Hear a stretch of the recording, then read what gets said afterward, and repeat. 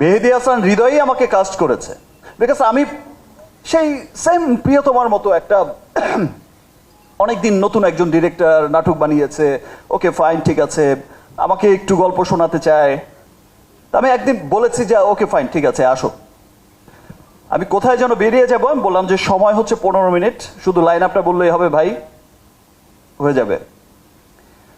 সে line আপটা বলেছে এবং আমি যেখানে বেরিয়ে যাওয়ার কথা সেখানে আমি বলছি যে আমি আসছি, তারপরে কি বলো। এত চমৎকার গল্পের ছবি বরবাদ। এবং আমি যখন জিজ্ঞেস করেছি যে তোমার কি প্রডিউসার আছে, মানে ফাইন্যান্সার আছে নাকি আমি দেব,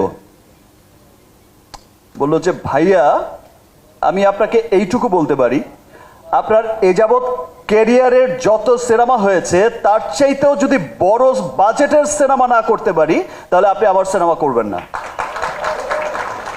বিকজ আমার বরবাদ সিনেমাটার আপনি নিশ্চয়ই বুঝেছেন যে এটার স্কেলটা কত বড়, লার্জার স্কেলের একটা সিনেমা।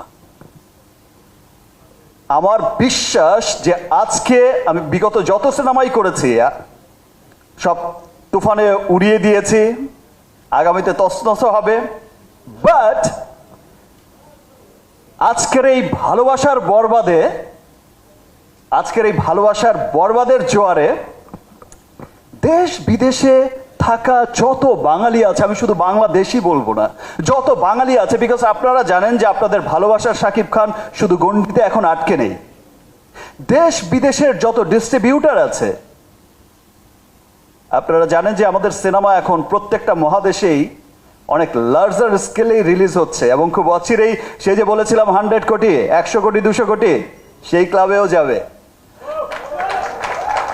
আমার বিশ্বাস যে যত ডিস্ট্রিবিউটর, যত বাঙালি লুকিয়ে আছে পুরো পৃথিবীতে ছড়িয়ে, প্রত্যেকটা বাঙালি দেখার জন্য আগ্রহ অপেক্ষা করছে এবং প্রত্যেকে ভালোবাসবে যে ওয়াও, এটাই আমাদের সিনেমা, দেখো সিনেমা কত দূরে গিয়েছে। শুধু মুখে মুখেই নয়, কাজে কর্মে এই সিনেমাটা কত দূরে গিয়েছে। থ্যাংক ইউ শেরিন ম্যাডাম, আমার উপর বিশ্বাস রেখে এত বড় একটা সিনেমা বানিয়েছেন। আর সিনসিয়ারিটি, আমরা শিল্পী, সিয়াম, আমরা তো সকলেই শিল্পী, আমরা চেষ্টা করি সবসময় আমাদের সর্বোচ্চটা দিয়ে একটা ভালো কাজ করার চেষ্টা করে যাই।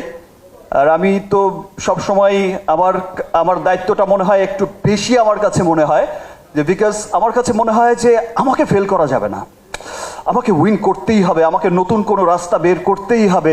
যেই রাস্তায় চলবে আমার পেছনের সবাই, যেই রাস্তায় চলবে সিয়াম, যে রাস্তায় চলবে আজকে যেই ছেলেটা নতুন এসেছে, আজকে যেই মেয়েটা নতুন এসেছে, ওর পথ চলাটাকেই আমি আরো ইজি করে দিয়ে যেতে চাই।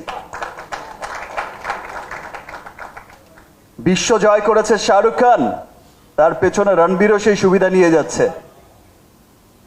এটাই সিস্টেম, এটাই আসলে হয়।